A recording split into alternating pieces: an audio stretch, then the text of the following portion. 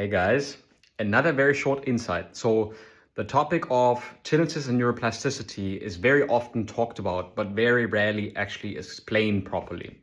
So the concept of neuroplasticity is our brain's ability to rewire itself, to form new connections, and to learn new things. Just imagine that if you were to wake up in the morning and you have to learn every day anew how to make a fresh cup of coffee, you'd be busy with making coffee the whole day.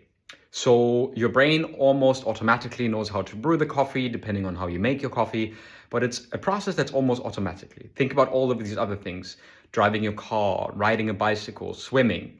Those are things that almost happen automatically because you have ingrained them, and it would cost you a lot of resources to learn them every time you do them anew.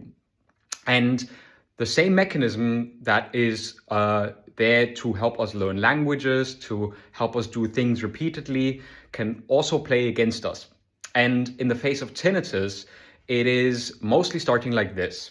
You go to the doctor or the ENT and they tell you there's nothing we can do, then you doom scroll or you go on the internet and read in forums that people are massively struggling with this. And then of course, you expect that you'll be struggling as well. And the more this behavior tightens, the more this is the average and normal response that your brain has towards your tinnitus, meaning that a negative neuronal connection is formed in light of your tinnitus, and that drives people into depression and anxiety, right? And that's what makes a tinnitus so dangerous. It's not actually the sound itself, but it's the way we behave around the sound, because we read and we have stories and we relate to tinnitus in this particular way. And of course, also the part where something is new, you don't know it yet, it seems like it's something that will never end. And of course, at the start, when you have something unfamiliar, the first mechanism is to question it and see, okay, how is this going to affect my life? And then when you hear from many other people that this is negatively affecting your life, then that's what you think about.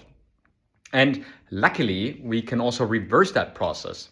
So for example, with acceptance and commitment therapy, we can learn how we behave our emotions and thoughts around the tinnitus, and how that actually creates this negative repetitive cycle of reaction against the tinnitus, and how that is making us feel bad all the time, right?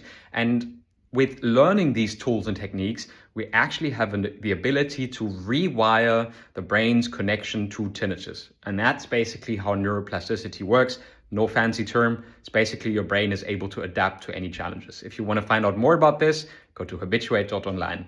Thank you and see you soon.